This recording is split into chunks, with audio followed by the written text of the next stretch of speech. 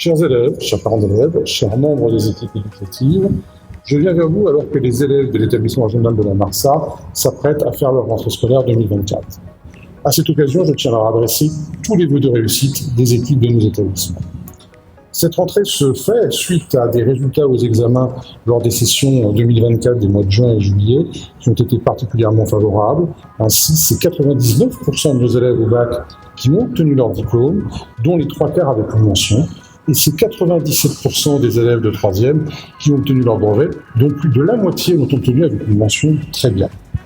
Aussi, je souhaite effectivement renouveler cette année ces résultats avec les élèves qui rentrent dans l'établissement pour une nouvelle année scolaire, avec l'appui évidemment des équipes enseignantes, mais aussi de l'ensemble des équipes des établissements qui, outre l'apport pédagogique que nous leur apportons, essayent de leur assurer aussi des conditions de vie les plus favorables, les plus propices à leur réussite. Ainsi, cette rentrée 2024 voit la concrétisation des travaux de rénovation de l'école Paul Verlaine. Après un nouveau bâtiment en janvier, c'est un nouvel espace rénové qui est mis à disposition de plusieurs classes de CP, CE1 et CE2 et de leurs professeurs. Durant l'été, les locaux de la maternelle de Verlaine ont aussi fait l'objet d'aménagements, avec l'installation de la climatisation dans les salles de restauration et de motricité. Ces conditions de vie dans les établissements sont aussi une priorité sur nos autres sites.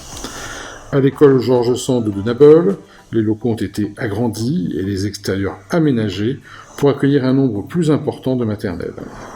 C'est au cours du premier semestre que des travaux seront faits à Philippe-Seguin, à Sousse, pour améliorer le confort dans nos locaux en cas de forte chaleur.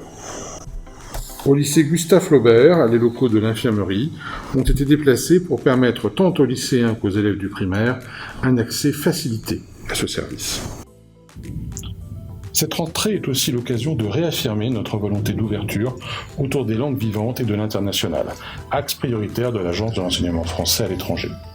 Ainsi, dans cette rentrée à l'école Paul Verlaine, nous allons augmenter le nombre d'heures d'enseignement en anglais.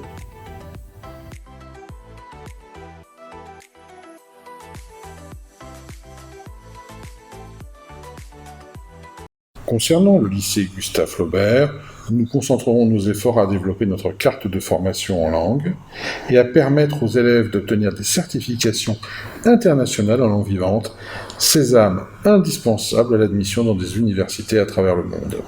L'excellence scolaire que nous portons se retrouvera dans les devoirs surveillés qui seront programmés en première et terminale le samedi. Il s'agit aussi d'habituer nos élèves à préparer des échéances d'évaluation auxquelles ils seront régulièrement confrontés dans l'enseignement supérieur.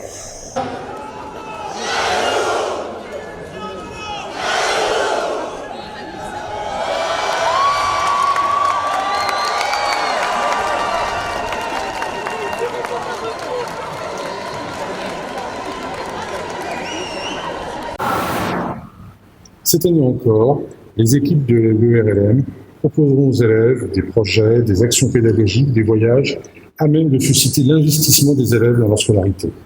Nous aurons aussi un soin particulier à améliorer au quotidien les conditions de vie dans l'établissement afin d'engager un cercle vertueux permettant aux élèves de bien se sentir dans l'établissement, ce qui est à même d'assurer leur réussite et leur investissement. À nouveau, je renouvelle mes souhaits de réussite à chacun et souhaite à tous une bonne année scolaire.